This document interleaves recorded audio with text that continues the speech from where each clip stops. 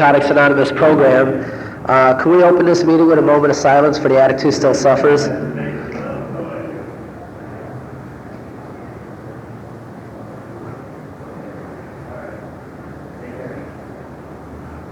Thank you.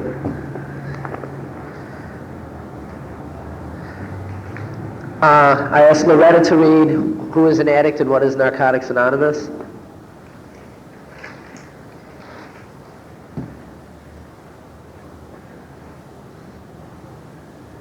Hi, my name is Loretta and I'm an addict. Who is an addict? Most of us do not have to think twice about this question, we know. Our whole life and thinking is centered in drugs in one form or another. The getting and using and finding ways and means to get more. We use to live and live to use. Very simply, an addict is a man or woman whose life is controlled by drugs. We are people in the grip of a continuing and progressive illness whose ends are always the same: jails, institutions, and death. What is the Narcotics Anonymous program? NA is a nonprofit fellowship or society of men and women for whom drugs have become a major problem. We are recovered addicts who meet regularly to help each other to stay clean. This is a program of complete abstinence from all drugs. There is only one requirement for membership: the honest desire to stop using. There are no musts in NA, but we suggest that you keep an open mind and give yourself a break. Our program is a set of principles written so simply that we can follow them in our daily lives. The most important thing about them is that they work. There are no strings attached to NA. We are not affiliated with any other organizations. We have no leaders, no initiation fees or dues, no pledges to sign, no promises to make to anyone. We are not connected with any political, religious, or law enforcement groups and are under no surveillance at any time.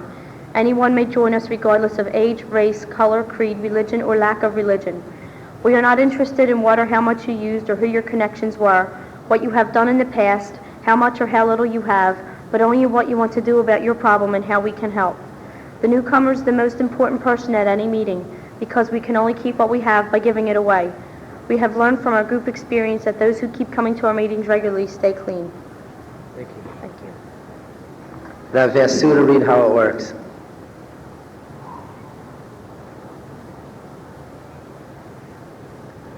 Hi, my name is Sue. I'm a drug addict and alcoholic. Hi, Sue. How it works. If you want what we have to offer and are willing to make the effort to get it, then you are ready to take certain steps. These are suggested only, but they are the principles that made our recovery possible. 1. We admitted that we were powerless over our addiction, that our lives had become unmanageable. 2. We came to believe that a power greater than ourselves could restore us to sanity. 3. We made a decision to turn our will and our lives over to the care of God as we understood Him. 4. We made a searching and fearless moral inventory of ourselves. 5. We admitted to God, to ourselves, and to another human being the exact nature of our wrongs. 6. We were entirely ready to have God remove all these defects of character. 7. We humbly asked Him to remove our shortcomings. 8. We made a list of all persons we had harmed and became willing to make amends to them all. 9. We made direct amends to such people wherever possible, except when to do so would injure them or others. 10. We continued to take personal inventory, and when we were wrong, promptly admitted it. 11. We sought through prayer and meditation to improve our conscious contact with God as we understood Him, praying only for knowledge of His will for us and the power to carry that out. 12. Having had a spiritual awakening as a result of those steps, we try to carry these messages to addicts and to practice these principles in all our affairs. This sounds like a big order, and we can't do it all at once. We didn't become addicts in one day, so remember, easy does it. There is one thing more than anything else that will defeat us in our recovery. This is an attitude of indifference or intolerance towards spiritual principles. Although there are no musts in NA, there are 3 things that seem indispensable. These are honesty, open-mindedness, and willingness to try. With these, we are well on our way. Thank you, Sue. What we're going to do is we're going to read one chapter, and then we're going to just take turns sharing, and then we're going to read the second one.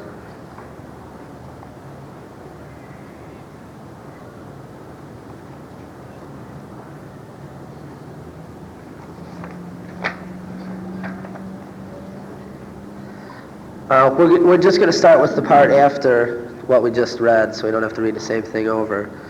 Those of us who have found the program in Narcotics Anonymous do not have to think twice about this question, who is an addict? We know. The following is our experience.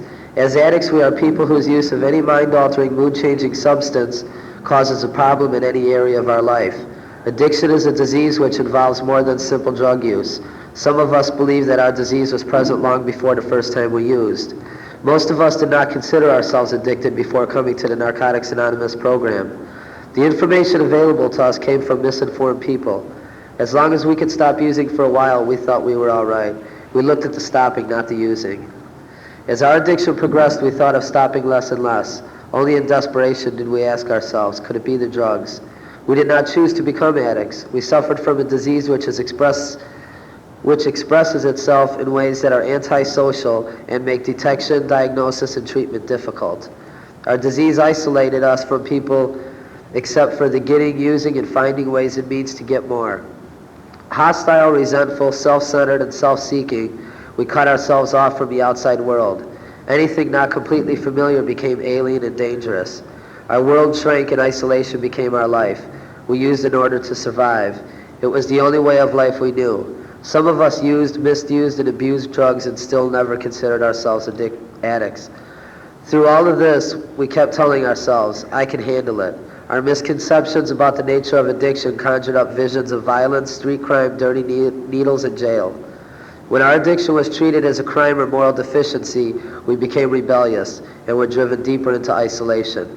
Some of the highs felt great, but eventually the things we had to do in order to support our using reflected desperation. We were caught in the grip of our disease. We were forced to survive any way we could. We manipulated people and tried to control everything around us. We lied, stole, cheated, and sold ourselves. We had to have drugs regardless of the cost. Failure and fear began to invade our lives. One aspect of our addiction was our inability to deal with life on its terms. We tried drugs and combinations of drugs in an effort to cope with a seemingly hostile world. We dreamed of finding a magic formula that would solve our ultimate problem, ourselves. The fact was that we could not successfully use any mind-altering or mood-changing substance, including marijuana and alcohol. Drugs ceased to make us feel good. At times we were defensive about our addiction and justified our right to use, especially when we had, quote, legal prescriptions. We were proud of the sometimes illegal and often bizarre behavior that typified our using.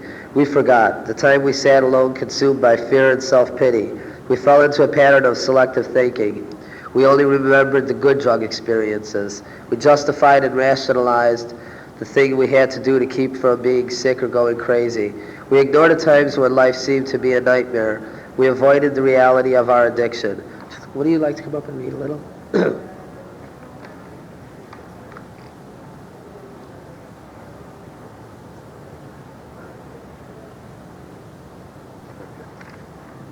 My name is Mike, and I'm an addict. Hello, Mike. Higher mental and emotional functions, such as conscience and the ability to love, were sharply affected by our use of drugs. Living skills were reduced to the animal level. Our spirit was broken. The capacity to feel human was lost.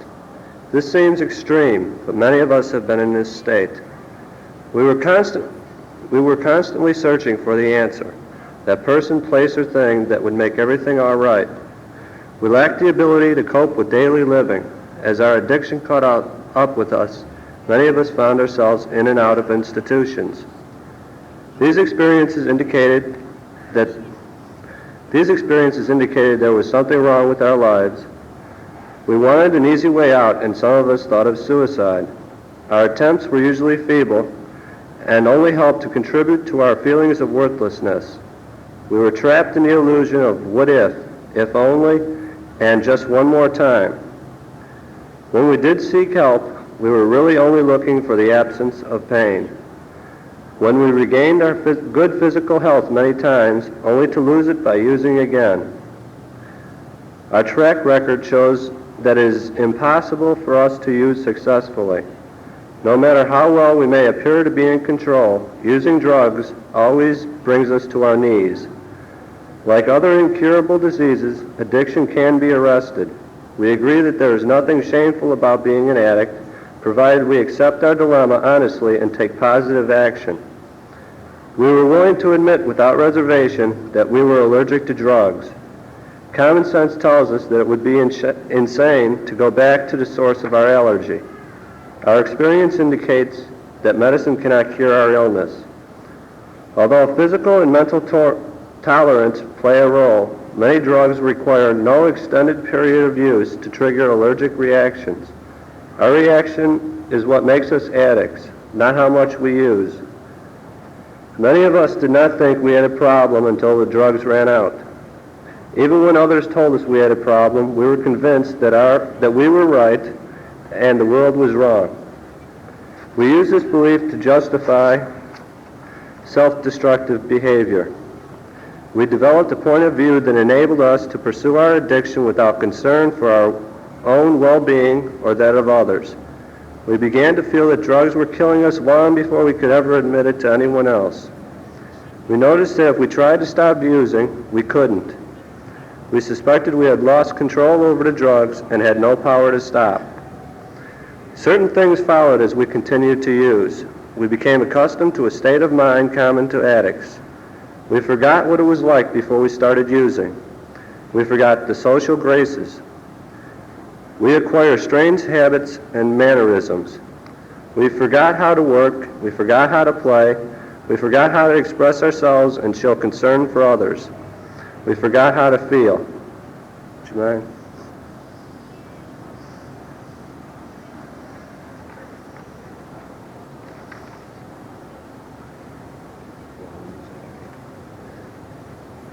I'm an addict. My name is Rick. Hey, Rick. While using, we lived in another world. We experienced only periodic jolts of reality to self-awareness. It seemed we were at least two people instead of one, like Dr. Jekyll and Mr. Hyde. We ran around trying to get our lives together before our next run. Sometimes we could do this very well, but later it was less important and more impossible. In the end, Dr. Jekyll died and Mr. Hyde took over. Each of us has a few things we can say we never did. We cannot let these things become excuses to use again. Some of us feel lonely because of differences between us and other members, and this makes it difficult to give up old connections and old habits. We all have different tolerances for pain. Some addicts needed to go to greater extremes than others. Some of us found we had had enough when we realized we were getting high too often and it was affecting our daily lives. At first, we were using in a manner which seemed to be social or at least comfortable with little indication of the disaster which the future held for us. At some point, our using became uncontrollable and antisocial. This began when things were going well and we were in situations that allowed us to use frequently. This was usually the end of the good times. We may have tried to moderate, substitute, or even stop using, but we went from a state of drug success and well-being to complete spiritual, mental, and emotional bankruptcy. This rate of decline varies from addict to addict. Whether it is years or days, it is all downhill. Those of us who don't die from the disease will go on to prison, mental institutions, or complete demoralization as the disease progresses. Drugs had given us the feeling that we could handle whatever situation might develop. We became aware, however, that drugs are largely responsible for having gotten us into our worst predicaments. Some of us may spend the rest of our lives in jail for a drug-related crime or a crime committed while using. We had to reach our bottom before we became willing to stop. We were much more motivated to seek help in the later stages of our addiction. It is easier for us to see the destruction, disaster, and delusion of our using. It was harder to deny our addiction when problems are staring us in the face. Some of us first saw the effects of addiction on people with whom we were close. We were very dependent on them to carry us emotionally through life. We felt angry, disappointed, and hurt when they had other interests, friends, and loved ones. We regretted the past, dreaded the future, and we weren't too thrilled about the present. After years of searching, we were more unhappy and less satisfied than when it all began. Our addiction had enslaved us. We were prisoners of our own mind, condemned by our own guilt. We had given up ever stopping. Our attempts to stay clean had always failed, causing us pain and misery. As addicts, we have an incurable disease called addiction, which is chronic, progressive, and fatal. However, it is a treatable disease. We feel that each individual alone has to answer the question, am I an addict? How we got the disease is of no immediate importance to us. We are concerned with recovery. We begin to treat our addiction by not using. Many of us sought answers but failed to find any workable solution until we found each other. Once we identify ourselves as addicts, help becomes possible.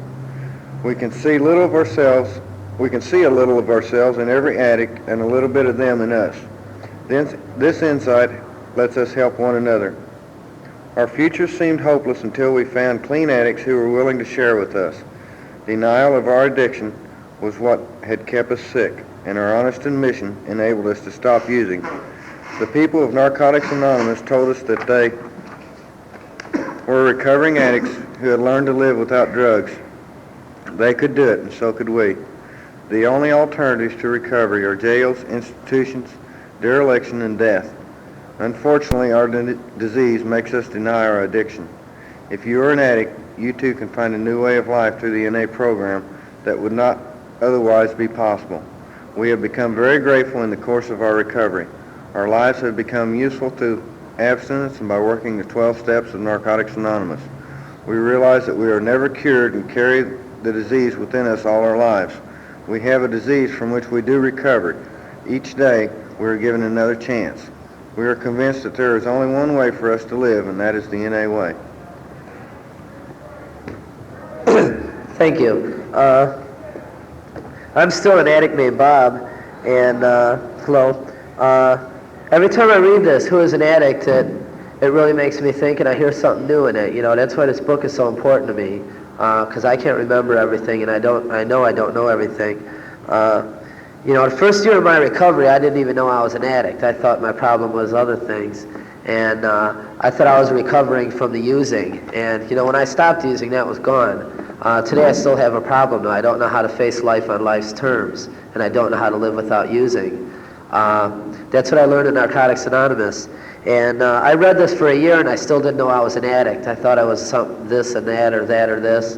And when I finally found out about what addiction really was, you know, that it covered more things than just using, and I started identifying myself as an addict, it made things a lot simpler. And that was one of the things I was taught when I first came here, was to keep it simple. I don't have two diseases, I have one, and it's called addiction. And you know, when I started reading this and I understood it, it made a lot of sense to me. When I first came to NA in Chicago, a lot of people at the meetings I went to, everybody called themselves hardcore dope fiends and junkies, and I felt real intimidated, like I didn't belong there, because I never stuck a needle in my arm, and I didn't drink in the morning, so I thought I wasn't an addict. And those kind of things, like it said in here, you know, we were misinformed. Those kind of things made me think, well, maybe you don't belong here. Maybe you got to go shoot heroin, and maybe you got to drink every morning before you can come here. And when I shared with people who really knew what recovery was about, Narcotics Anonymous was about, they told me that if I used enough to get the desire to stop, I belonged here. And that's what happened to me. When I got here, I really didn't even have the desire to stop. I just, I wanted to learn how to not hurt. And they told me to stop hurting, I had to stop using. And I wasn't really, I wasn't really ready for that at the time. You know, I had to bounce in and out and in and out. And I'll be sharing at a meeting and I'll talk about relapsing, and my sponsor will say, "You never relapsed." I said, "I didn't." He said, "No, because you were never clean in the beginning." You know, and after I went to a few meetings and I knew I didn't have to use anymore, that was made clear to me. Once I was here, I knew I was home, and I knew I never had to use again a day at a time if I didn't want to. But my disease still had me by the ass and told me I did. And I would go out and I would drink one beer, smoke one joint, and it would just be like total isolation and depression, and I couldn't live with myself, because I knew there was another way. I knew that I could do what the people in these rooms suggested to me, and that I didn't have to use. And I'll never forget, somebody once told me it was nice that I go to meetings and everything, but I might as well give up because I'll never make it. And that kept me coming back. And you know, I'm that type of person. If in the beginning, if you would have hugged me and told me I'm doing okay and hang in there, I wouldn't have stuck around. You know, I needed to be kicked in the ass. And somebody loved me enough and cared enough about me to do that for me. People in these rooms cared about me enough and loved me enough till I could love myself and take care of myself. And I owe my life to Narcotics Anonymous today. That's where I base my recovery. And people who I share with, I share my experience, strength, and hope. I've went other places for recovery, and I never got the love I got here. You know, I don't have to shake everybody's hands. I can give them a hug and tell them I love them. And to me, that's what being an addict is all about. I learned by other people sharing with me, not by talking, so I'd like for somebody else to come up here and share. Whoever'd like to. Hey, Rick. I'm Rick, and I'm still an addict. Hey, Rick. And I will continue to be an addict, from what I understand. Gee, thanks. A little nervousness here. Let me get over this. I had considered myself an addict before I ever found this program. I knew there were certain drugs that I had no control over once I started using, and had this mental block on others. Well, they're too mild and they don't affect me that strongly, so I'm not addicted to them. It's just these certain ones that I can't really kick off of. So I ended up going to a treatment center, and when I was there, luckily enough, down where I live in southern Indiana, one meeting had been started about 6 months before I got in. And the counselor there was wise enough to make it part of my program to go to that meeting. And I did go. And after the first meeting, I wanted to go to the rest of them, and slowly started learning what being an addict was all about. Come to find out, it wasn't just the one or two drugs that I thought I couldn't lay down. It was all of them. And a whole lot of it was inside of me. This BasicText, I've talked to several people about that.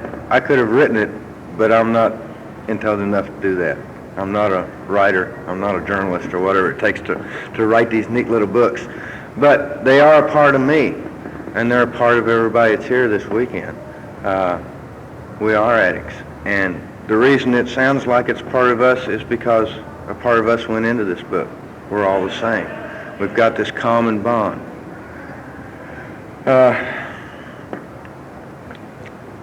I don't really know how to recover. I'm starting to learn little by little. I've not been around that long. I enjoy the good feelings, and I hate the bad feelings that come up with it. Meetings oftentimes create such an emotional and mental turmoil that after I leave a meeting, I really feel worse than I did before I got there. But I'm having trouble with my head now. My sponsor told me, times of pain are times of growth. If it don't hurt, you're not growing. If it's that easy and it's all good times, then you're not really benefiting. Said you got to hurt a little bit before you grow out of it. So that's more or less where I'm at. I'm in a period of some pain and hopefully some growth. That's all I can say right now. Thank you. Thanks a lot, Rick. Somebody else like to come up and share?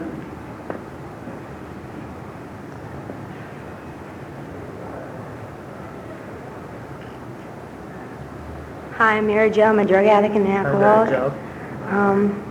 I know for me, like Rick, I knew I was an addict long before I started, even heard about the program.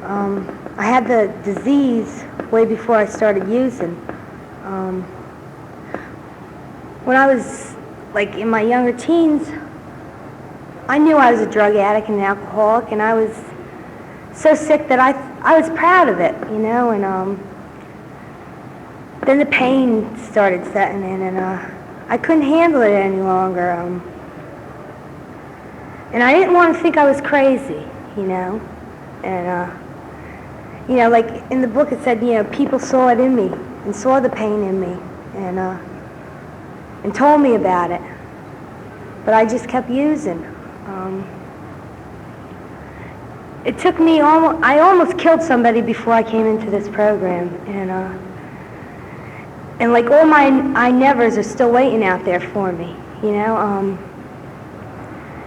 I can say I never killed anybody, but who knows, if I go out tomorrow, I might kill somebody. And I don't need that, I found this program and I found a life. And right now I'm living.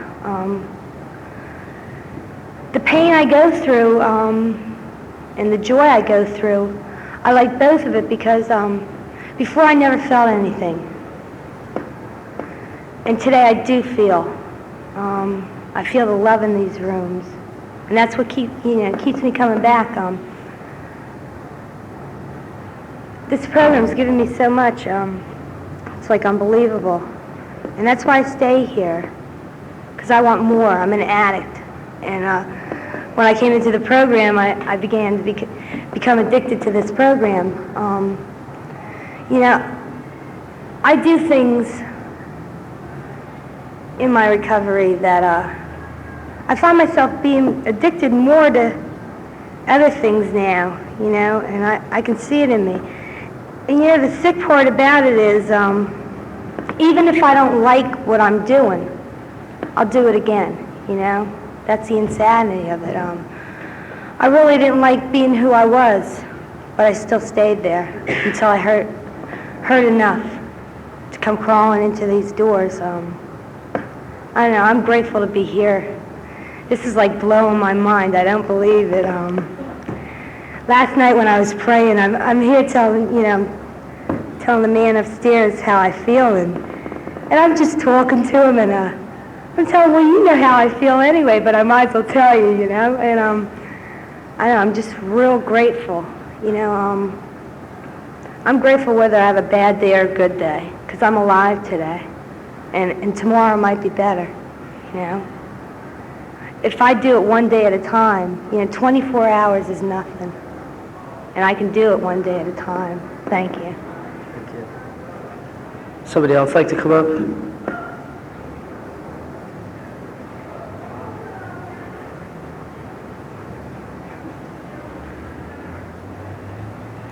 Hi, everybody. My name's Nancy, and I'm an addict. Hi, Nancy.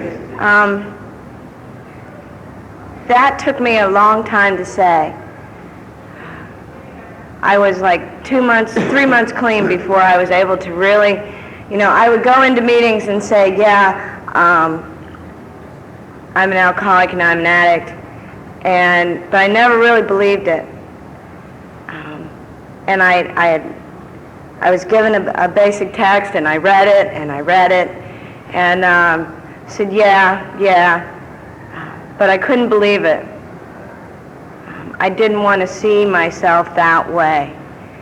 I still had lots of denial, and wanted to identify substances instead of disease. And people had been telling me, Nancy, you're identifying with a substance, and that's not that's not what it's about. It's about your disease.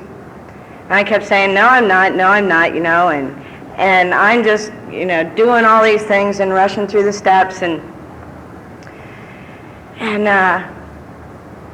at the Ohio Regional Convention,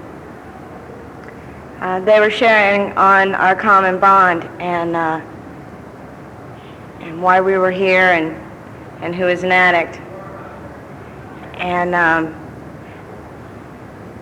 things began to click in my mind, and I realized that every word on that page was me. And my denial and stuff just has to come and slap me right in the face and say, look at me. And I was able to look at it. And I was able to get up and say, I am an addict.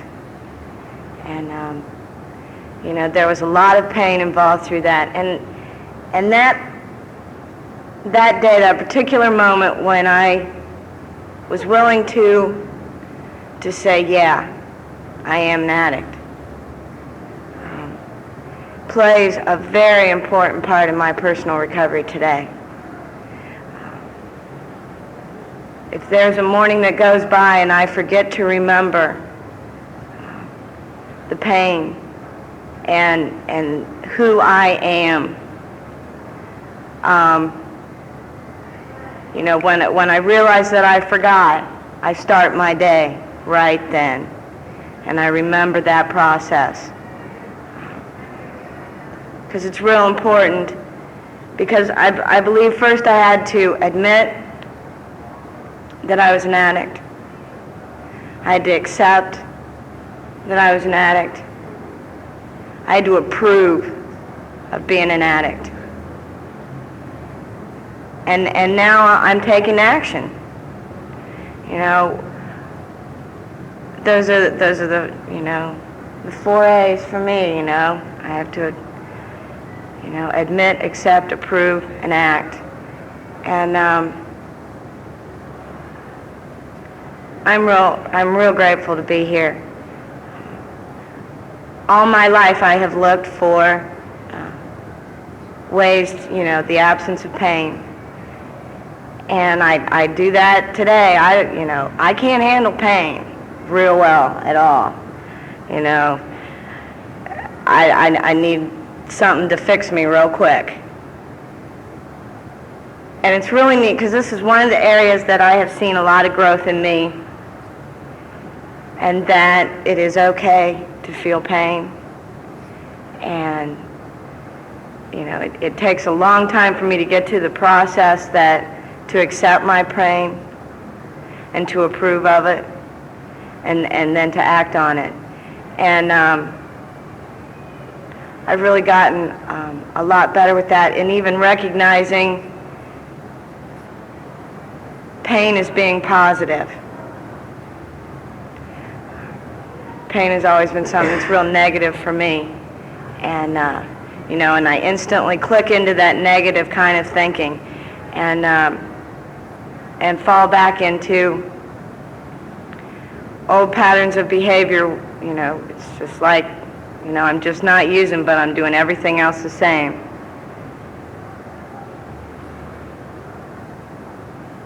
And I've seen a lot of growth with me in that area of recognizing it as being something positive.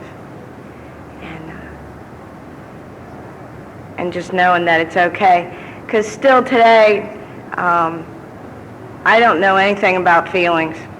You know, somebody will say, how do you feel? You know, a lot of that has not come back for me. I still don't feel a whole lot. You know, I can have emotions. You know, I can cry and I can laugh and I can smile, and that's all new. Because before I was just, you know, a real hard ass, and, you know, just don't fuck with me unless I want to fuck with you. Was my attitude. My only goal in life was, you know, and I used to say it all the time, and people used to tell me I was crazy, and I knew I was that I just wanted to stay high and never come down. You know, people would talk to me, and I'd just say, you know, I'm just going to stay high and never come down, because it was the only thing that I felt adequate in. It's the only thing I felt I knew about, that I could, you know, carry on a conversation about. And, you know, today I've been able to set real goals. And, you know, when I achieve them, I realize that it's not as important as the process of getting to them. And I'm real grateful to be here and to share with everybody. Thanks.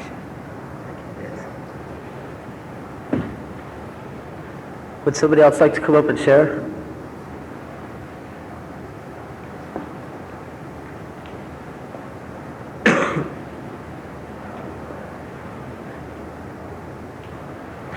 Hi, my name's Loretta and I'm an addict. Hi, Loretta. And the things in my life that got me to the point where I was ready to say that were not good. I always thought I was crazy, you know, and I didn't attribute it to my drug use at all, you know, and I sought mental help at first.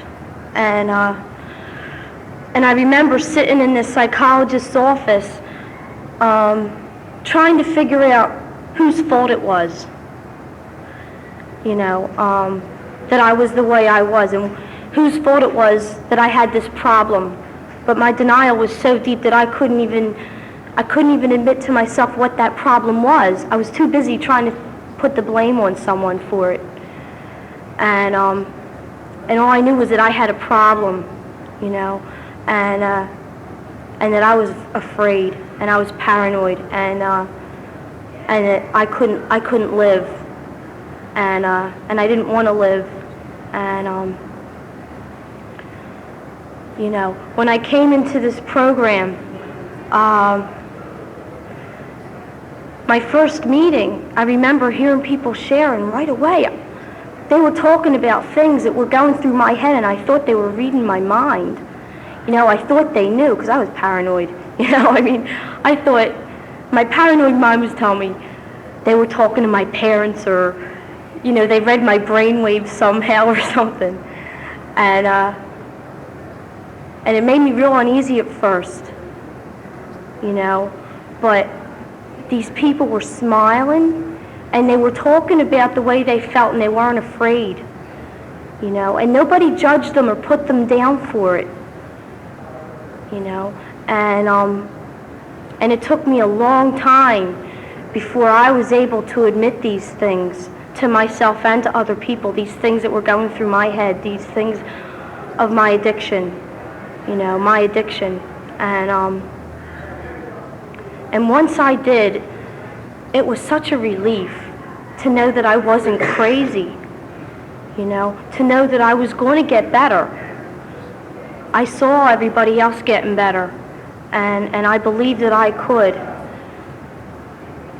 As hopeless as I thought I was, I still had a tiny little bit of faith that somehow I was going to get better. And it took me a while. I just went to a lot of meetings, and I hung out with people, and I made friends, sober friends, and they showed me how to have a good time being sober, and which was real important for me, because I thought it was going to be boring, and I thought that I wasn't going to have fun, and I thought I was going to have to live like a nun, and it's been everything but. I made my first convention when I was 5 months sober, and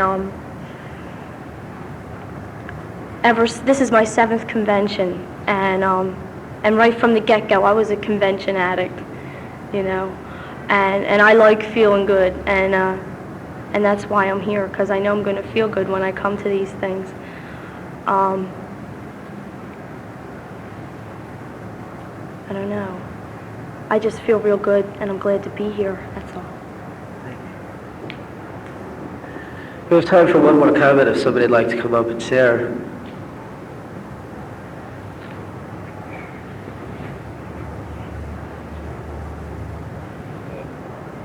I'm Robert, and I'm a drug addict. Hi, Robert. And, feels good to be here in Chicago. First time I've ever been here. But as far as who's an addict, I'm an addict, and my whole life was centered around getting and using drugs, and I'd do what it took to get them, and no matter what it was. And I was living in fear, kind of resentful at the world. Came in pointing fingers at everybody else, everything else, and when I started pointing the fingers at me, I started getting better, and I started working the steps. I don't know. I believe that it's my belief. I don't know. If this is how everybody looks at it. It's the purpose of NA and fellowship is the WE program to help me work the steps, and that's what NA is for. And the other stuff is real good, and I'm grateful for it, like fellowship, friendship, having people that care about you, just the family ties in the program. Feel real good. But the main purpose is, for me, is to become a better person, love myself better, care for others, that kind of thing. But I don't know. I know I'm an addict, and it seems like my mind works like an addict's works.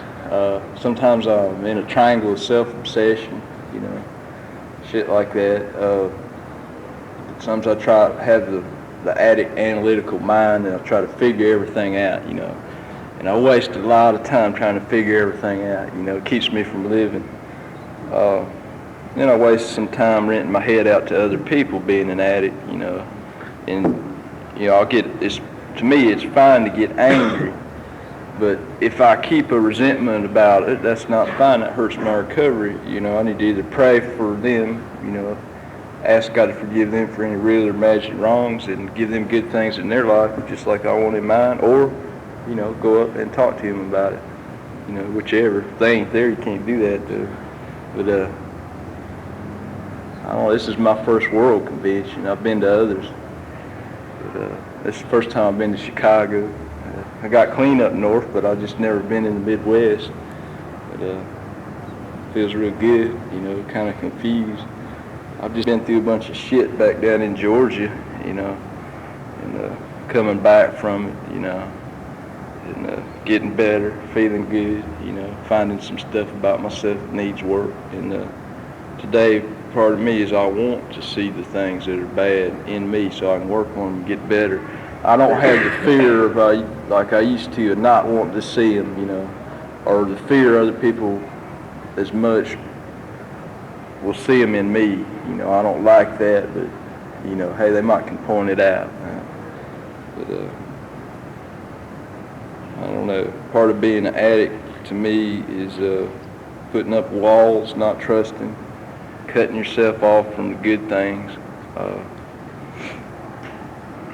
Worrying about how you look, that old triangle of self-obsession again, you know. And I pray for God to get me out of that, to, you know, remove ego where it gets in the way, you know, help me serve His will. And, you know, I say different prayers to be a more perfect tool to serve God's will. But I always say, you know, help remember that it comes from Him to escape the ego. And it seems like self-seeking is one of my biggest, that shit sinks my boat, you know, every time. And as long as I follow God's will, everything turns out, things I've given are beautiful for me, good for me. Seems like going after self-seeking and shit, get things that appear good and might feel good for a while, but they wind up, something winds up wrong with them. And, you know, I've got a long way to come, but hell, I'm making progress. Feels good, you know. And, you know, I've been clean for a while, but I sort of got stagnated and walked back a little bit, fed into the bullshit, you know, of my disease, you know.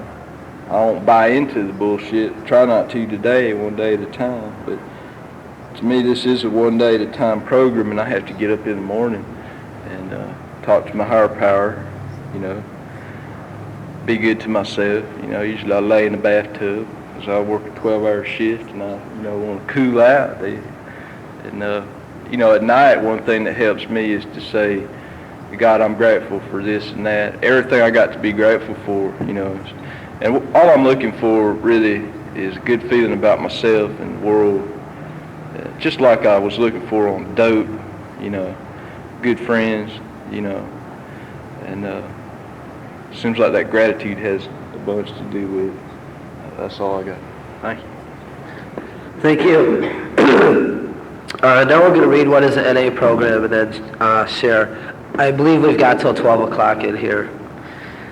NA is a nonprofit fellowship or society of men and women for whom drugs has become a major problem.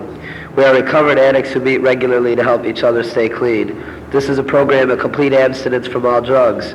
There is only one requirement for membership, the honest desire to stop using. There are no musts in NA, but we suggest that you keep an open mind and give yourself a break.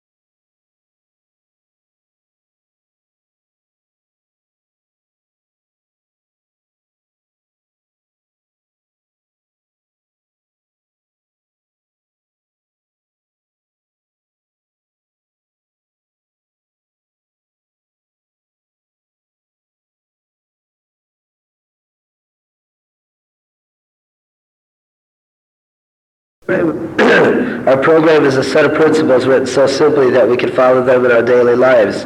The most important thing about them is that they work. There are no strings attached to NA. We are not affiliated with any other organizations. We have no leaders, no initiation fees or dues, no pledges to sign, no promises to make to anyone. We are not connected with any political, religious, or law enforcement groups and are under no surveillance at any time. Anyone may join us regardless of age, race, color, creed, religion, or lack of religion. We are not interested in what or how much you used or who your connections were, what you have done in the past, how much or how little you have, but only in what you want to do about your problem and how we can help. The newcomer is the most important person at any meeting because we can only keep what we have by giving it away. We have learned from our group experience that those who keep coming to our meetings regularly stay clean. Narcotics Anonymous is a fellowship of men and women who are learning to live without drugs. We are a nonprofit society and have no dues or fees of any kind. Each of us has paid the price of membership. We have paid dearly with our pain for the right to recover. We are addicts surviving against all odds who meet regularly together. We respond to honest sharing and listening to the stories of our members for the message of recovery. We realize that at last there is hope for us. We make use of the tools that have worked for other recovering addicts who have learned to live without drugs and Narcotics Anonymous. The 12 steps are positive tools that make recovery possible. Our primary purpose is to stay clean and to carry the message to the addict who still suffers. We are united by our common problem of addiction. By meeting, talking with, and helping other addicts, we are able to stay clean. The newcomer is the most important person at any meeting because we can only keep what we have by giving it away.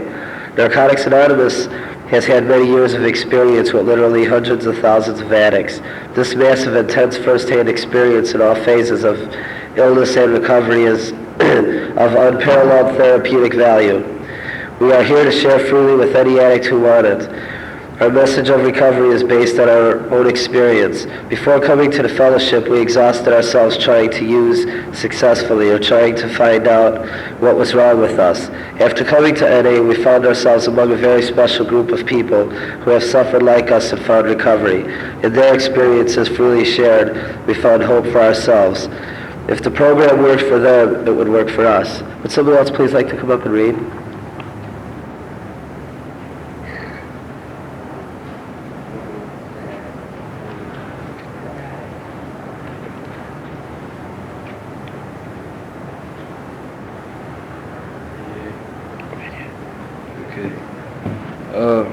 I'm Robert, and I'm an addict. Hey, Robert. The only requirement for membership is a desire to stop using. We have seen the program work for any addict who honestly and sincerely wants to stop. We don't have to be clean when we get here, but after the first meeting we suggest newcomers keep coming back and come back clean. We don't have to wait for an overdose or jail sentence to get help from Narcotics Anonymous, nor is addiction a hopeless condition for which there's no recovery. We meet addicts like ourselves who are clean. We watch and listen to them and realize that they've found a way to live and enjoy life without drugs. We don't have to settle for the limitations of the past. We can examine and re-examine all our old ideas and constantly improve on them or replace them with new ones. We are men and women who have discovered and admitted that we are powerless over our addiction. When we use, we lose. When we discovered that we cannot live with or without drugs, we sought help through NA rather than prolong our suffering.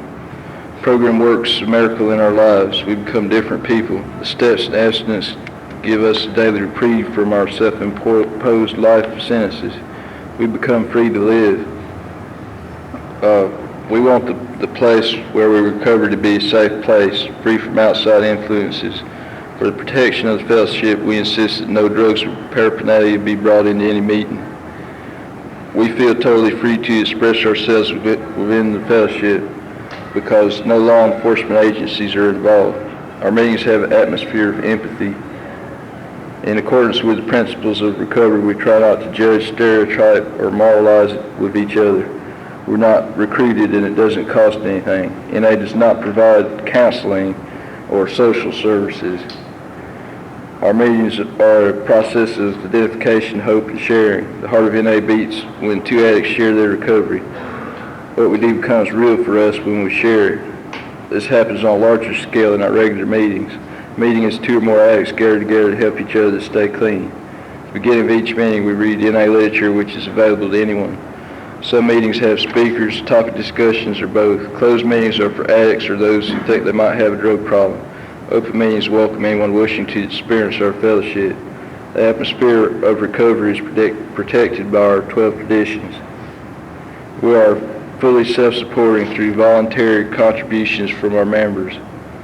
Regardless of where the meeting takes place, we remain unaffiliated. Meetings provide us with a place to be with fellow addicts. All we need are two addicts caring and sharing to make a meeting. We let new ideas flow into us. We ask questions. We share what we've learned about living without drugs. Through the principles of the 12 steps, though the principles of the 12 steps may seem strange at first to us, the most important thing about them is that they work. Our program is in fact a new way of life. We learn the value of such spiritual principles as surrender, humility, and service from reading the NA literature, going to meetings, and working the steps. We find that our lives steadily improve if we maintain abstinence from mind-altering, mood-changing chemicals and work the 12 steps to sustain our recovery. Living this program gives us a relationship with a power greater than ourselves, corrects defects, leads us to help others, and where there has been wrong teaches us the spirit of forgiveness. Many books have been written about the nature of addiction. This book concerns itself with the nature of recovery. If you are an addict and have found this book, please give yourself a break and read it. Thank you. Thank you. That last line, Friday, Wednesday when we were setting up for the convention, we had to go pick up about 60 boxes of these books from somebody's garage. And the night before, somebody broke into the garage and busted one of the boxes open. They took one book. And I hope it was a desperate addict looking for something to cop with. You know, maybe he'll read that. I mean, just that one paragraph there, you know. I mean, he's probably pissed off if he did read it because it probably ruined all of his using. What is Narcotics Anonymous? To me, it's a lot more than just abstinence or recovery. To me, it's a way of life. You know, when I stopped using, I knew I couldn't go with my old friends because every time I got around them, things like compulsion, desire, and obsession came back. You know, even if I didn't want to use, I wanted to just so I would fit in. You know, my sponsor tells me I only have one character defect, and that's self-obsession. And everything else stems from that. I always want to fit in. I always feel like I'm the loner, or I'm different. And I tend to do things to make me fit in, even if I don't want to do them. And you know, when I started coming around, like I said before, people here really loved me and cared about me, even when I didn't. And today, I know in this fellowship, you know, I got people who care. When I went on vacation to Colorado, I was able to go to meetings, and I didn't know what to expect on my vacation, but I knew once I walked in those rooms what to expect. You know, I knew that I could get love there and fellowship and people who care, and that's something that's real important to me. You know, I know I can go anywhere in the world and be okay. I was lucky enough to have some people from Ireland and Germany come and stay at my house for a few days when they got here, and it was just so neat to be able to do that for somebody else. You know, it's nice to be able to do something that isn't like instant gratification for me, which that was kind of, but to do things that are other-centered and enjoy it. You know, I never did that before. Everybody's life revolved around me, I thought. And, you know, today I know that NA can go on without me, but I know I can't go on without NA. I'm learning how to live here. You know, to me, a sponsor is like a father. He teaches me how to grow up and how to be responsible and how to be an adult. And that I'm having a real hard time with that, but a day at a time, you know, I'm getting better. I didn't think I had any character defects when I got here. And they told me, keep coming back, you'll get them. And today I got some. And that's okay, you know, because I don't want to be different today. I'm grateful I'm an addict, and I'm grateful I have Narcotics Anonymous. You know, it says in here that NA is literally hundreds of thousands of people. You know, I get the willies every time I think about that. You know, I mean, we're for real today. Before, everybody went other places for recovery and came to NA for social or for whatever other sick reasons. And today we're a fellowship, and we can stand on our own 2 feet, and we demand the right to. And I'm real grateful for that. I know I could go to NA and stay clean, because when I came around, that wasn't possible, people thought. You went to NA just if you had spare time, and the recovery was somewhere else. There's a few things in this book I don't agree with, but that's my personal opinion, like where it says recovered addicts. I might physically be recovered, but like today I'm not, because I'm not sleeping right, so I'm not totally physically recovered. But mentally and spiritually I'm recovering and seeking recovery. But I learned how to do that here, and I am teachable. The longer I'm clean, the more teachable I become. It's like I'm dummying up finally. It takes me a little while. In the beginning, I knew everything. At my first meeting, I was sitting in a chair crying because I couldn't stay clean, but yet I had all the answers also, and somebody tried to tell me something. And today I'm getting a little bit of humility in my life to where I can sit down and listen to somebody else. One of the people who 12-stepped me was only 16 years old and had 3 years of clean time, and I could not listen to him because I knew more than him, because I was older, and he wasn't even old enough to go in a bar, so what could he know? But he knew enough how to stay clean, and it was real hard to listen, but I love him to death, and he's shared a lot with me, and he's not active in our fellowship, and it really hurts every time I see him, because he gave me what I got today, and it hurts when I see him because he's not here, and I want to share what I got today. But being an addict, I like to push things on people. My sponsor teaches me to share, not push. And that's something I have a hard time with. I got to learn how to distinguish the difference. But I know if I keep coming back here, all will be well. As much as I try and screw things up and get in the way, God tends to make things work in spite of me. I'm still overwhelmed about this whole convention. It's been not like we just found out. We knew what was going to happen for the last 2 years, and it finally became reality last night, and it's just, it's all catching up with me now. The last 2 conventions I was at in New York and Milwaukee were just, everybody said, what was it like? And all I could do is just look at them and open my mouth, and tell them go to one. It's, the only thing I don't like is I go through hug withdrawals afterwards. I talked to a few people, like from London, they said, well, people at home don't hug too much like that. And it made me want to hug them even more. There's somewhere in our book, I think it's in What Can I Do or Why Are We Here, that talks about how in the beginning addicts don't want to be touched even, and how sometimes just a simple hug can make all the difference in the world. And yesterday when I was running around like a madman and trying to do 40 jobs at once and not get nothing done, people were just grabbing me and saying, come here, give me a hug, you need it. And it would just slow me down and bring me back to, reality.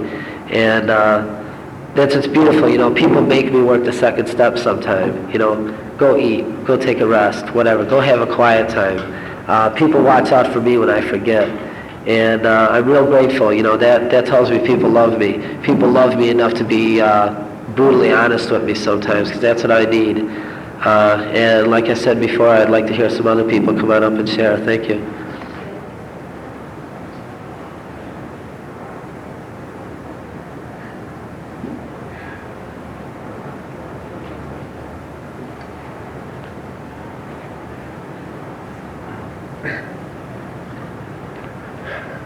My name is Mike, and I'm an addict. Hi, Mike. What is the NA program to me? Well, I guess from the first meeting I ever went to, well, before that, the first I ever heard of it, it must have been honesty, because that's something I didn't have, and I really wanted it. I remember getting down on people for lying and cheating, stealing, but never on myself. I'd be pointing the finger. It was something I really wanted. I desired it just as much as I wanted to get clean. I couldn't do one without the other, though.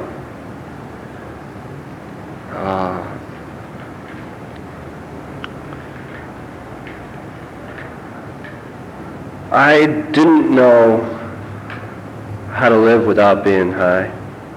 I'd get wasted and go hide alone, or just with the wife. Just sit there and stare at the TV or listen to the stereo, all wasted. When I couldn't get drugs, I'd actively just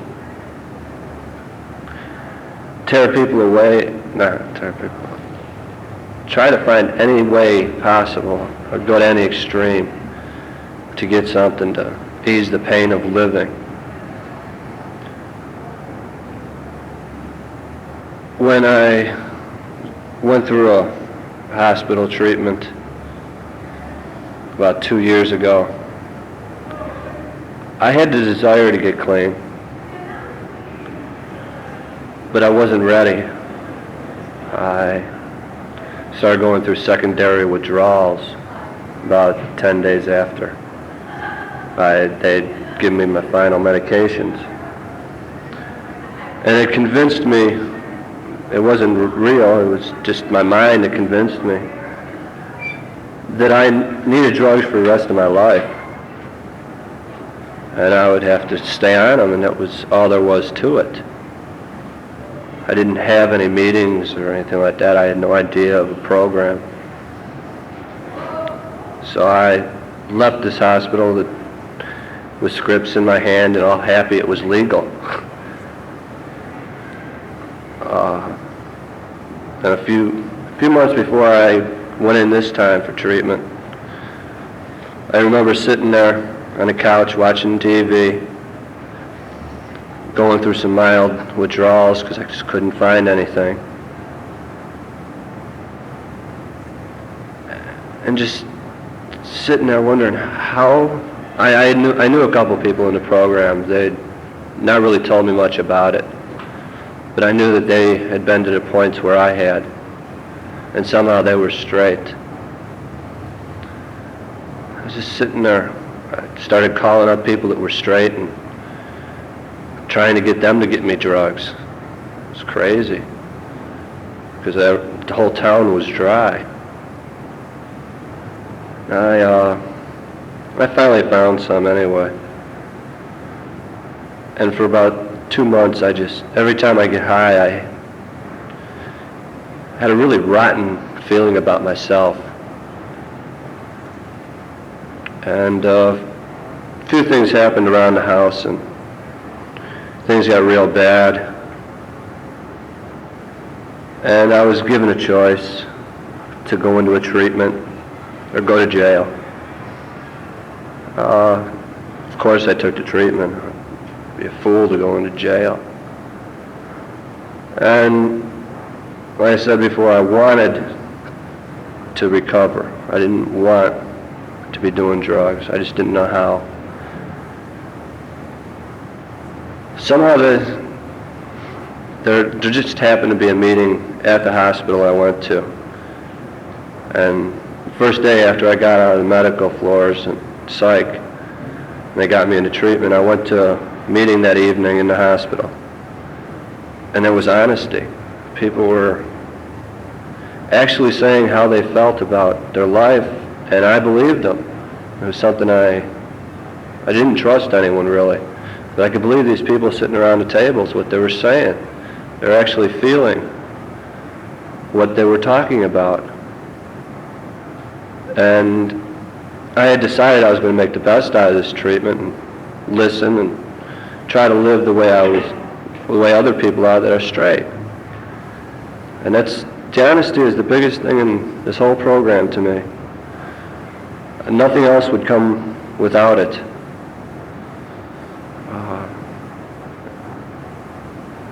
After that, I'm learning how to live now.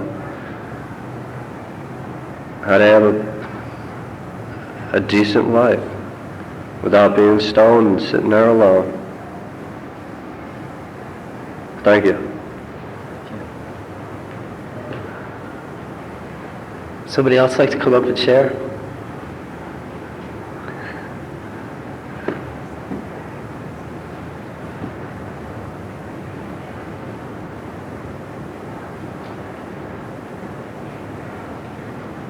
My name is Pete, and I'm an addict. Hello, Pete. Narcotics Anonymous is what's going on, for me, is what's going on right here. it's being in a room with people that I've never seen before and being able to totally relate, going to a city I've never been before, with somebody that I don't know. I heard they were coming to the convention, and I could ride part way, and I rode the rest of the way with them. That's what Narcotics Anonymous is to me. I can stay in my own little area, and I can go to my own meetings, and I can see the same faces over and over and over again. And after a while, I hear the same things. And like the guy over there said, I become stagnant. But every time I go to an NA function, I get to experience greater NA, and that's the fellowship as a whole. It's like the book says, hundreds of thousands of people that are just like me, that feel like me, can share like me. I'm no different than anybody else that got up here and talked before when they talked about what is an addict. I fit. I get into that. Well, I didn't use a needle. I get into that. I didn't go to jail, and that's my disease. A big part of my disease is denial, and my addiction will tell me that that I don't need to come to things like this. It'll tell me it's okay to lay on the couch and watch TV when it's time to go to a meeting. And my addiction will tell me that I'm not that bad, and I need to come to meetings to find that out. I need to be with people like me. And the frustrating part for me is how do you give what you get at functions away to people that aren't willing to, they'll go to their set meetings, Mondays and Fridays and Tuesdays, and you'll say, well, there's that camp out this weekend, let's go camping. You can't get them off their ass to go to function.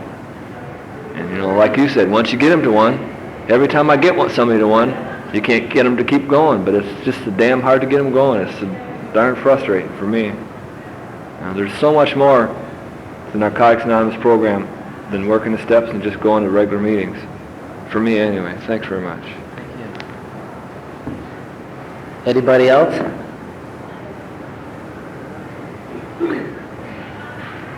She kept smiling. I knew eventually she would.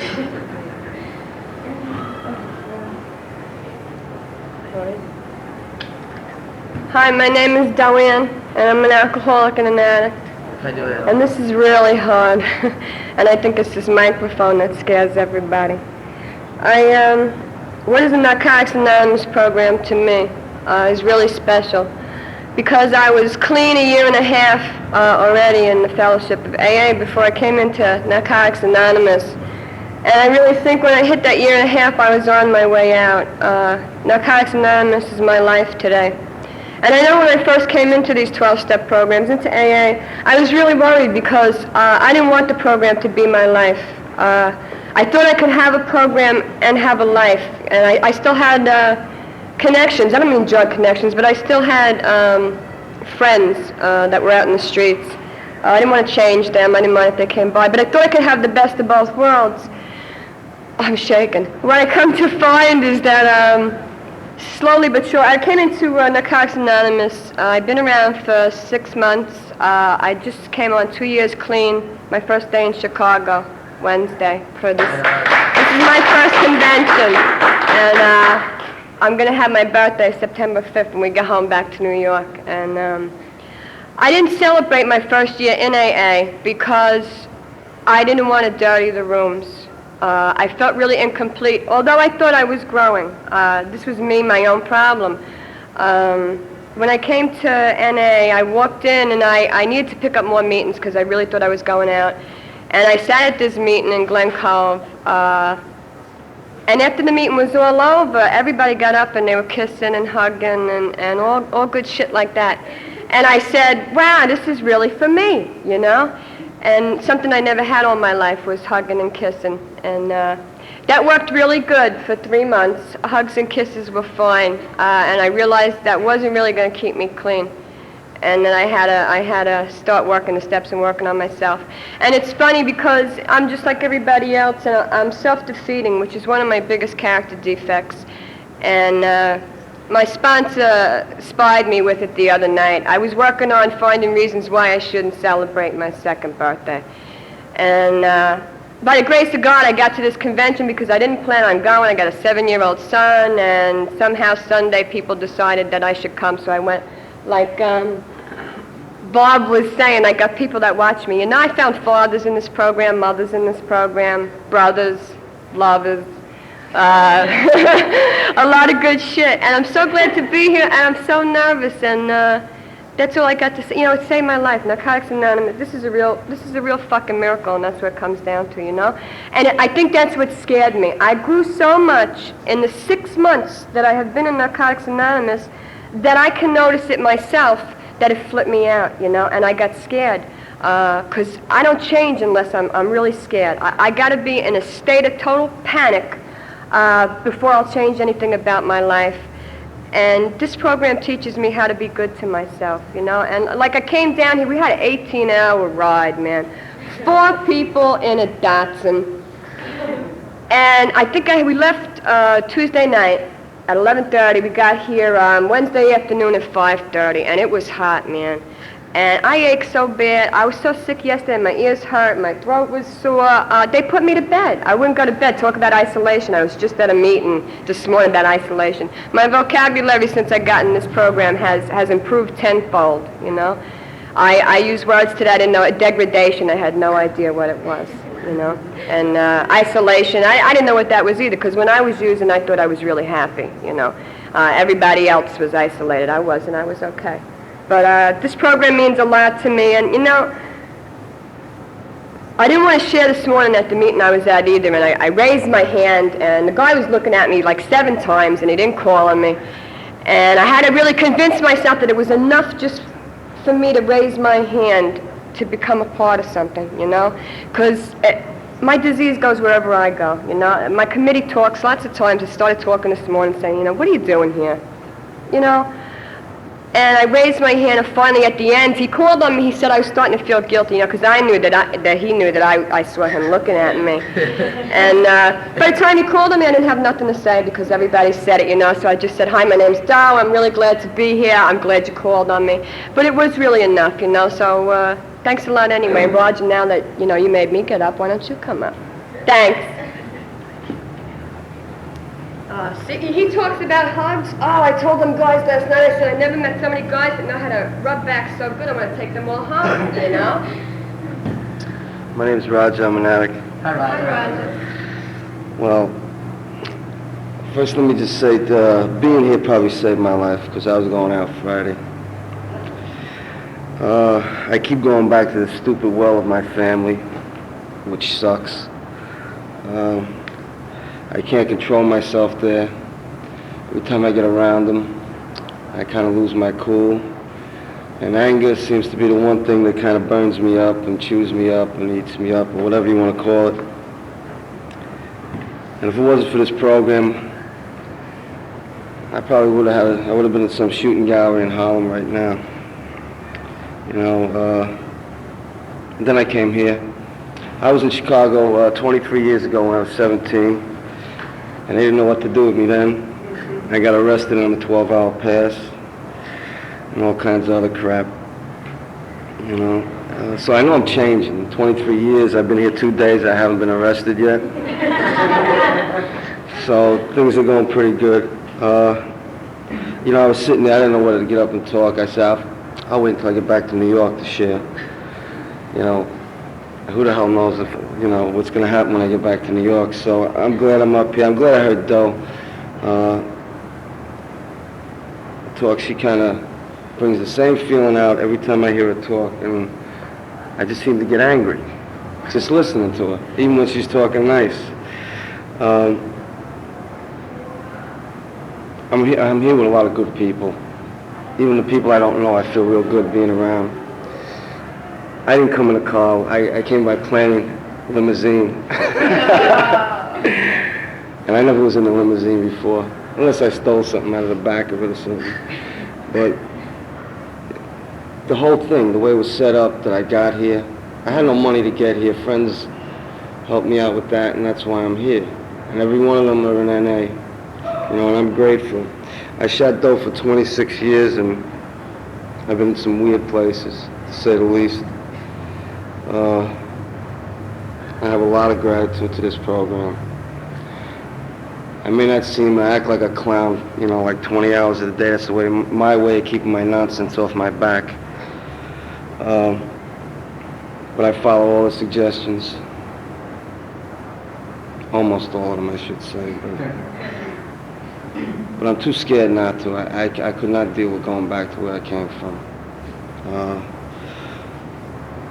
I say it at the meetings a lot. I love this program, and especially the people that are in it that I've come close to. Because in the beginning, if somebody didn't pick on me in a meeting, I wanted to wait for him outside, and club him into the ground. I didn't even want to wonder why. I just figured he hated me and all kinds of other shit. But like I raise my hand now in New York, and I always get picked. I always get picked. And, they tease me a lot. They call me Mr. Gratitude. Sometimes I'll even talk gratitude, and I don't have no gratitude. Just to hear my mouth go back and forth. But, when it gets down to the point the way I've been feeling the past few days before I got here, when things, I have no business going back to my family. I've caused them a lot of pain. And why I think they're going to change their attitudes towards me, because I think they're just as sick as I am, even though they don't take drugs. I'm glad to be here. I'm glad to be in Chicago. I'm glad to be with my friends. And I know, as soon as I get away from these three stupid things staring at me, I'm gonna feel a lot better. And I'll probably walk out of here and act like a clown, but I'll go to another meeting and I'll share some more. And I'm very grateful for this program. Thanks a lot for listening.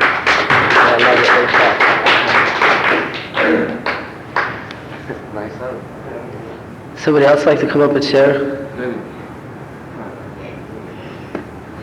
Vinny was jumping up. He's probably getting ready to come up here next, I think. Hi, I'm Mary Jo. I'm a drug addict and alcoholic. NA to me is love. All my life I searched for love, and I never got it, And why I never had it was because I didn't love myself. And today I do love myself, and I can love other people. This program, like I said before, gave me my life, and somebody was talking about honesty. And, today, sometimes I think I'm so honest it's disgusting, but it's what I have to do because I'm too good to lie to myself. And if I'm not honest with other people, I'm not honest with myself. This program, like what I was saying about love, gave me friends, true friends.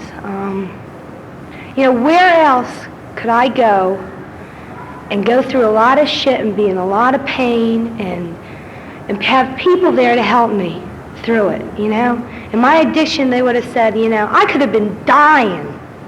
And they would have said, see you later, And today, right before I had my 2 years in June, I caught hepatitis from somebody. So I was sick for 2 months with hepatitis, and I did not get sober to get hepatitis. And I had to laugh at it because, I shot dope for like 4 years and I never had it. Here I'm coming up on 2 years sober and I get hepatitis. It blew my mind, And I went back home to the Poconos and I had people calling me from Philly, my friends called me from Philly. They came and visited me, And if I was in my addiction, nobody would have called, nobody would have visited, nobody would have cared. Today, it gave me a relationship with my family, The longer I was sober, the more my family was always there. I just didn't want them. I had the love. I just didn't want their love, And if it wasn't for my parents, I wouldn't be standing here today, I kind of manipulated them into sending me here as a Christmas present, and so I made it here, And my parents help me anytime I want today. If I need a lending hand, they lend it to me. And today they want to, Before they used to give it to me anyway, but I don't think they really wanted to. I don't know. As far as living the program, I can remember going into the rooms and people saying, I'd say the program's my life, and they'd say, well, there must be something wrong with you if the program's your life. And, I mean, when I was out there, addiction was my life, you know? I didn't go looking for straight people, like, you know, one day I'll do drugs and the next day I'll hang around with straight people. I went straight for the drug addicts and I stayed with them. And when I came into the program, I went for the winners in this program. And I stuck with the winners. Today I believe I am a winner. I'm standing here and I'm sober another day, you know, and I'm clean another day. Sometimes I'm not always serene another day, but serenity, it's coming to me, you know. I believe that I caught the hepatitis for a reason, you know. Nothing is coincidence in my life today. Everything happens for a reason, and when I was home, I started to get the serenity feeling, you know. I started feeling really serene and calm, and I felt like I changed, you know, a little bit while I was sick. In all my affairs. The 12 steps make life a lot easier. Everyday living problems don't get better for me. I get better, you know, and that's by working the 12 steps. I'm just like so grateful. I feel like crying and I feel like laughing and you know, I think about it. I can go anywhere in the whole entire world and have a family there, you know? And that's beautiful. And that's like, you know, a miracle in itself. And thank you.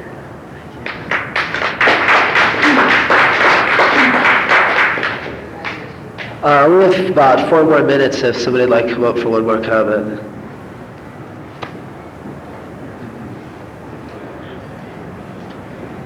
Good morning, everybody. My name is Renee, and today I'm a blessed, grateful, recovery, obsessed, emotional, tecato drug addict. You know, NA for me is finding out who I am. You know, I always thought I was in the shooting gallery, you know, or ripping somebody off for a kilo of cocaine, you know, and I used to fuck around with the big shit. I would play with my life a lot of times. I caught scissors in my backs, you know, I've dodged bullets. But today with NA, you know, I'm able to walk through the street and dodge the goddamn snakes, you know, and keep away from this shit, you know. NA for me, man, is being able to not pawn my fucking gold chains and shit, you know. I gotta walk around with silver now, because I pawned. I used to be the Puerto Rican Mr. T, you know. But I pawned all that shit, you know, because for a fucking fix, you know, for another pill and another drink, you know. NA for me, man, is able to walk around without shit in my underwears, you know. I'm able to buy me some new underwears. I'm able to buy me some new clothes, you know. NA for me is able to feel fear, you know, to feel depressed, to feel happy, you know. I'm able to have these feelings now, you know. I walked through the streets, man, for a whole month with pneumonia. Didn't know it because I was beating on that shit, you know. So, you know, I'm grateful to this fellowship. I'm a newcomer in the fellowship, you know.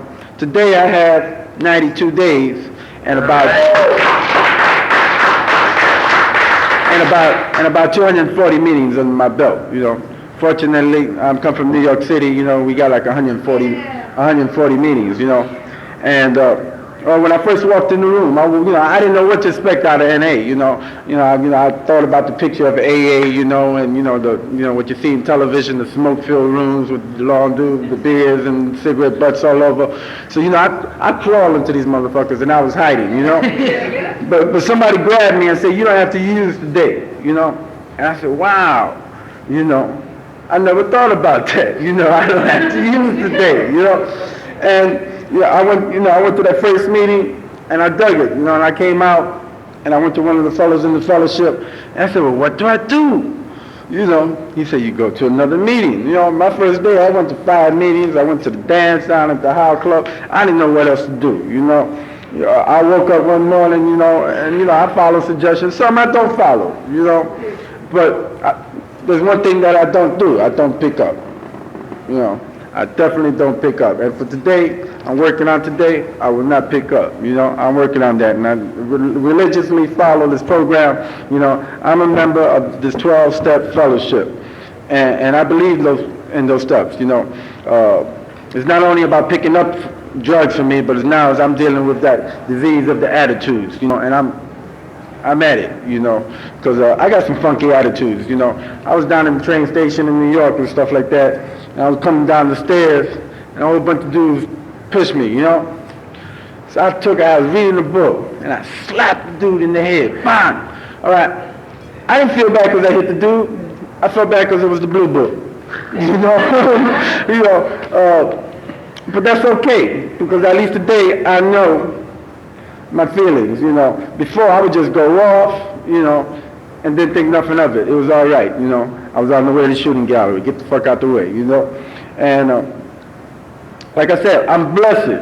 I'm blessed to be in these rooms, And I'm grateful. I'm grateful for all of y'all, because I got friends today, I got somebody that's helping me in my recovery. Somebody that's helping me find out who Renee is instead of somebody showing me where the shooting gallery is and trying to beat me out of $10 out of my pocket, It's a wonderful fellowship. My life has changed. I've been in the restaurant business. I've been a manager. I've been a maitre d'. I was at Tavern on the Green. You know what I'm saying? One of the biggest problems I had there. That led me to my bottom. Because 99% of the population is Latin. 98% of them is Colombians.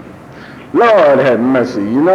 And you ever see the 4 Years commercial on TV? I stopped that motherfucker, I was there, I was coming in there, in an emotional down break, I just ran out of fucking $1,500 that I just blew, in 7 hours, because I was one of those nuts, I wanted to kill myself, and didn't even know it. I just wanted to hear bells, And I stopped the 4 Years commercial, I went behind the kitchen, I pulled up knives, I was like, ah! But today I realized I was insanity. But it's okay, I look back at those things now, and know that I don't want to go back to that shit, I definitely don't, I love this, man. I went to my first convention was up at Yale, I had 2 weeks then, and I'm so grateful that I went up there, I love the hugs, I love the kisses, and it brought me in touch with the fellowship, I saw some quality sobriety, and I said, I'm projecting. They say don't project, but I'm already projected. I'm going to Knoxville, But it's okay today. It's a positive move, It's a positive move. I got twin sons, because I've done geographics, from New York. I went to Atlanta, Georgia. I said I was going to college, but I'm trying to get away from drugs. And what I end up doing is taking drugs from New York, from one state to another, back and forth, I've been to Florida. I've been to Nashville, Tennessee, and I've left little roots all along the way. So I said I could knock out 2 storms. I could go ahead and I work on my sobriety, and my recovery, and I could also get to see my little twin sons, Thank you very much. I'm grateful to be here in Chicago. That's all the time we have. I'd like to thank everybody for sharing. And something I thought about was when I was using, I was looking for something. I finally found it, and that's here in these rooms with you people. And I love you all. Thanks a lot. If we could close the meeting with a group hug and a serenity prayer, Lord's Prayer, please.